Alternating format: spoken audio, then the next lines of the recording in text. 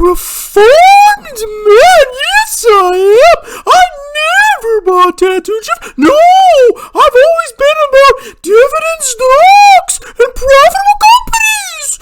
Sign up for my Patreon. We got some disinformation here.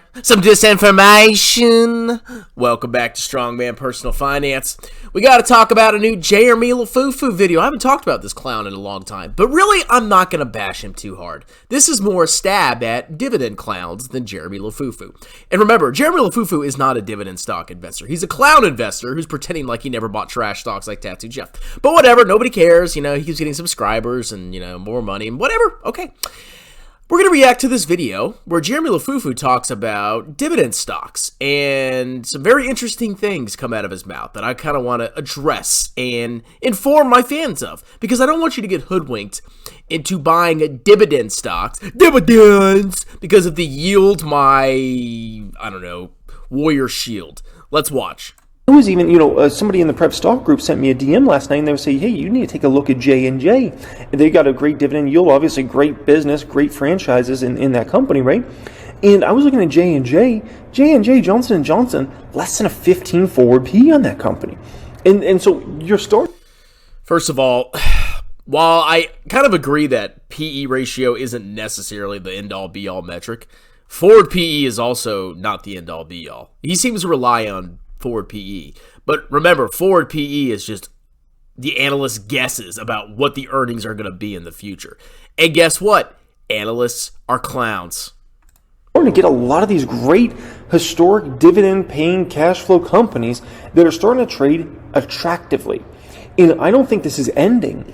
I think you're going to get an entire year basically here where you're going to be able to, if you want, load up on dividend stocks and have some incredible yields. And the great thing is... See, now he's like, oh, this whole year, basically he's just saying stocks are going to be depressed this year. And it's funny because not a year and a half ago, he was bullish about the market going perpetually up to the moon, and he loaded up on some of the biggest trash on the planet. Now he's like, oh, the market's, it's just going to stay low for a long time because, dividend interest rates and, Fed Fund. A lot of these companies will throw off great share appreciation over the coming years. It's not just going to be about those dividend yields. And the other great component of that is, and I'll dive into that a little deeper a little later on in this video, is a lot of these companies raise their dividends year after year. The great companies, like, they'll raise their dividend the next year and raise it again. And so whatever you're making on the shares you bought for a yield, let's say it's a 5% yield when you bought your shares. Well, as you own that over time, based upon the shares you bought, it's going to end up being a 5.5% yield, 6%, 7%, 8%, 9%, right? As long as the company keeps executing. I mean, think about the yield Warren Buffett's getting on his CocaCola shares he bought, decades and decades ago. I mean, my gosh, I wouldn't be surprised if the yield is 100% or over 100% now at this point. Here is where a lot of dividend people get led astray. And what Jeremy's saying here is true. If you bought Coca-Cola 30 years ago, and let's say you paid $1, let's say, I don't know if it ever traded for $1. Let's say you bought Coke stock for $1. Well, if you look at Coca-Cola's dividend now, I bet you would be getting a massive yield because you bought the shares for $1, and now you're getting however many dollars a year in dividends from Coca-Cola. So over time, your yield with a growing company tends to go up. Here's the problem. People think they're making a return because of the dividend. And while theoretically that's true, where is that yield coming from? Well, theoretically it's, they declare a dividend and the money comes to you and that's my yield. Well, let me show you where the yield actually comes from, okay? Let's look at Coca-Cola, for example. Now, we can see that we have dividend per share. This is the growth in Coke's dividend per share. So you can see if you bought a share of Coca-Cola in 2013, your yield in 2013 is probably lower than it is now. Because if you held that share for 9-10 years, obviously you're getting a higher yield on the cost that you paid for the share. That kind of makes sense, right? Theoretically. However, the reason the dividend per share goes up is because of one simple thing. It's because the free cash flow per share has trended up over time. That's literally it. The reason your yield goes up is because the fundamental underlying earnings of the company have gone up as well. That is the only reason. The yield, the dividend, is just a trick to keep clowns like Jeremy Lefebvre invested in the company because they think they're getting some kind of free money return from the sky with their dividend yield. Because they get a boner whenever a deposit hits their bank account and they're like, see, I made money. But in reality, it's basically the same thing as just selling the stock. Same exact freaking thing, okay?